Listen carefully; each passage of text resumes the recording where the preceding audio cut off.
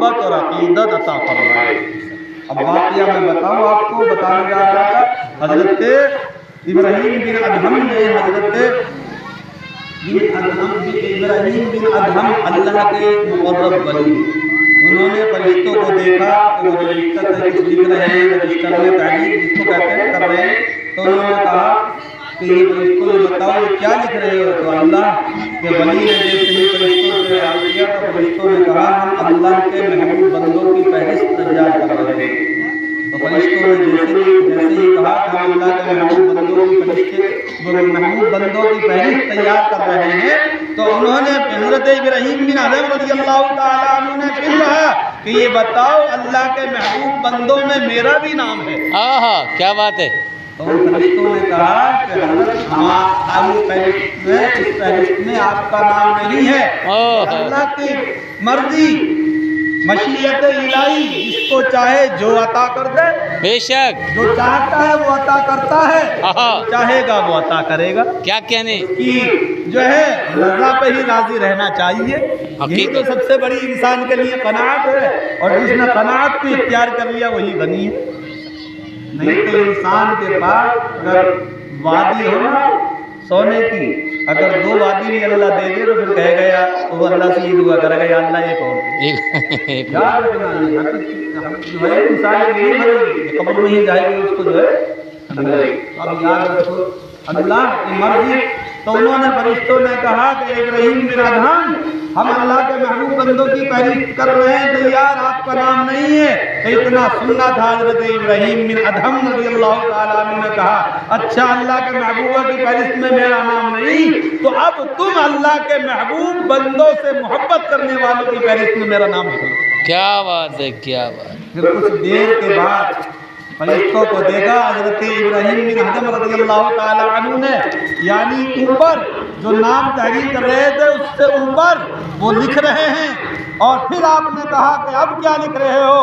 تو اللہ کی طرف سے حکم ہوا ہے کہ ہم اللہ کے محبوب بندوں کے اوپر آپ کا نام تحریر کر رہے ہیں، اس لیے آپ نے محبت سے اللہ کے ولیوں سے محبت کرنے والوں کی چاہت حاصل کی ہے، تو اللہ کی طرف سے ہم حکم ہوا ہے کہ ہم اللہ کے ولیوں کے اوپر آپ کا نام لکھیں۔ تو دیکھو جو بندہ اللہ کے ولیوں سے سچی محبت رکھتا ہے اللہ کی نوازشیں اس پر بھی ہو جایا کرتی ہیں، وہ تو ان کا بلند مقام ہے، ہماری زبان اس لائق نہیں کہ کما حق ہو ان کی تعریف کر سکے، بس یہ واقعہ ہمارے لیے عبرت ہے کہ اللہ کی طرف سے کرم نوازشیں اس پر بھی ہوتی ہے جو اللہ کے ولیوں سے سچی محبت رکھتا ہے، کیا بات ہے، کیا بات، سچی نسبت رکھتا ہے اور سچی عقیدت دل میں بٹھاتا ہے، دنیا میں رہ کر ان کے بتائے ہوئے جو دین کی باتیں ہیں، ہر اللہ کے ولی نے اللہ اور اس کے رسول کی بات بتائی ہے، بھائی اللہ کے ولیوں نے اپنے آپ کو نہیں پہچانوایا ہے، اپنے آپ کو نہیں منوایا ہے، بلکہ انہوں نے اللہ اور اس کے رسول کی محبت کو اللہ کے بندوں کے دلوں میں بس کی، ان کی نظر دل پر رہتی ہے، وہ جانتے ہیں شریعت مصطفیٰ سے ان کو واقفیت ہوتی ہے کہ دل سمجھ جاتا ہے، انسان کا دل سمجھ جاتا ہے تو انسان سمجھ جاتا ہے، حقیقت ہے، حقیقت میں جو صحیح جو ہے کسی کے کرنے والا ہوتا ہے درستگی تو دلوں کو سماتا ہے، کیا بات ہے، اور انہیں کوئی لالچ نہیں ہوتا ہے، بے شک، اور اللہ کا جو ہو جاتا ہے تو اللہ کی نعمتیں اس کی ہو جایا کرتی ہیں۔ یاد رکھو سچی محبت اللہ اور اس کے رسول سے کرو، اور اللہ اور اس کے رسول کی محبت کی وجہ سے اور اللہ کے ولیوں سے بھی سچی محبت کرو۔ اب ایک واقعہ میں اور آپ کو بتاؤں محبت کے ساتھ درود پاک پڑھنے، اللہم صلی علی سیدنا مولانا محمد وعلی آلہ سیدنا مولانا محمد وعلی آلہ وصحبہ وسلم۔ حضرت خواجہ غریب نواز رضی اللہ تعالی عنہ کے پیر و مرشد ہیں حضرت خواجہ عثمان ہارونی۔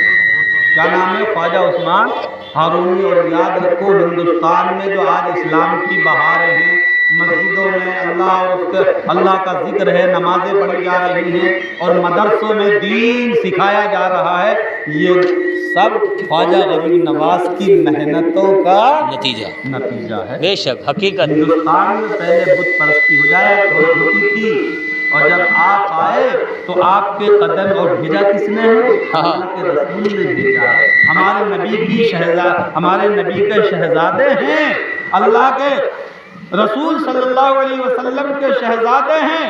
آپ حسنی سید بھی ہیں، حسینی سید بھی ہیں۔ اللہ اکبر۔ مطلب والدہ کی طرف سے بھی نبی کی اولاد ہیں اور والد کی طرف سے بھی آپ جو ہیں آپ کا سلسلہ جو ہے والد کی طرف سے بھی حضرت امام حسین رضی اللہ عنہ سے مل جاتا ہے۔ تو یاد رکھیں حضرت خواجہ غریب نواز کے پیر و مرشد کا نام ہے خواجہ عثمان ہارونی، اور خواجہ عثمان ہارونی کے پیر و مرشد کا نام ہے خواجہ شریف حاجی شریف زندنی، حاجی شریف زندنی۔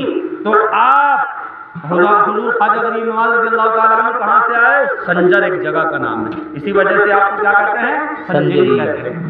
آپ کو سنجر ایک جگہ کا نام، جیسے اپنے یہاں جو ہے رامپور یا نگلیا یہ سیمپور یہ جگہ کا نام ہوگا تو وہاں کی نسبت سے کہلاتا ہے۔ ضلع رامپور میں رہتے ہیں تو رامپوری کہلائیں گے، نہیں کہلائیں گے، کہیں بھی چلے جائیں گے۔ تو سنجر ایک جگہ کا نام ہے، وہاں کا بادشاہ تھا، اس نے بادشاہت کی۔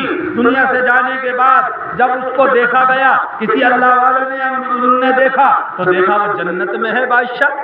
ان بزرگ نے دیکھ لیا تو دیکھا کہ ان سے بادشاہ سے پوچھا یہ بتاؤ تم نے دنیا میں بادشاہت کی، اس طرح زندگی گزاری، لیکن جنت میں تمہیں جو ہے جنت کیسے ملی؟ تو انہوں نے کہا میں دنیا میں رہ کر بادشاہت کرتا تھا، اللہ نے مجھے بادشاہت عطا کی تھی، میں نے دنیا میں دنیاوی زندگی بھی گزاری، لیکن وجہ یہ ہے اللہ نے مجھے جو جنت عطا کی ہے وہ اس بنا پر عطا کی ہے کہ خواجہ غریب حضرت حاجی شریف زندنی جو ہیں وہ ایک مرتبہ میں ان سے پاس گیا اور ایک مرتبہ جانے کے بعد محبت کے ساتھ ان کے ہاتھوں کو بوسہ دیا تھا۔ مرنے کے بعد اللہ نے میری اسی ادا کو پسند فرما لیا، اللہ نے مجھے جنت میں داخل فرما دیا۔ یاد رکھو اللہ کے ولیوں کی محبت دنیا میں بھی کام آتی ہے اور آخرت میں بھی کام آتی ہے۔ کیا بات ہے، کیا بات ہے۔ بات بہت زیادہ ہو گئی، وقت بہت زیادہ ہو گیا۔ ادھر اپنے جو ہے یوپی کی بات ہے، شہر کا نام نکل گیا، ایک جو تھے وہاں پر کیا تھے، ایک صاحب کچہری میں جایا کرتے ہیں۔ کچہری میں کیا ہوتا ہے، مقدمی آدمی جاتا ہے